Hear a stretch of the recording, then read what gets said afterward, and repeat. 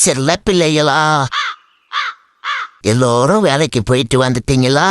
நீங்க இரவு பகலா கஷ்டப்பட்டு உழைச்சாதான் நான் உழைக்காமலே சோறு திங்க முடியும். புதுசா புடவை வாங்கி கட்டிக்க முடியும். சிரமம் பார்க்காம எனக்கும் சேர்த்து கஷ்டப்படுங்க செல்ல பிள்ளைகளா. உனக்கு ஏன் நாங்க சம்பாதிச்சு தரணும்னு கேட்கறீங்களா? அப்படி ஏதாவது கேட்டா சூனிய வச்சிருவேன் செல்ல பிள்ளைகளா. வேப்ப மரத்துல கல்ல கட்டி தொங்க விட்டா புள்ள பறக்குங்கிறத நம்புற முட்டா பயிலுக என்ன பார்த்து கேள்வி கேட்கலாமா?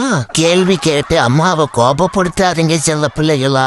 ரொம்ப வருஷமா கஷ்டப்பட்டு இப்பதான் ஒரு நல்ல நிலைமைக்கு வந்திருக்கேன். பெங்களூர்ல வீட்டு பாத்திரம் தேய்க்கிறான் போனேன். பாத்திரத்தோடு சேர்த்து பித்தளை சாமானத்தையும் கழுவி சொன்னாங்க. நானும் நல்லாதான் கழுவி கமுத்தி வச்சேன். திடீர்னு ஒவ்வொன்னா காணாம போச்சு. என்னடான்னு பார்த்தா அங்க காணாம போன எல்லா பாத்திரமும் என் வீட்டுக்குள்ள இருக்கு செல்ல பிள்ளைகளா. சரி என்ன பண்றது? புருஷன் குடிகாரன், பாத்திரத்தை எல்லாம் அறைக வச்சு குடிச்சிருவான்னு சொல்லி நானே எடை போட்டு வித்துட்டேன் செல்ல பிள்ளைகளா.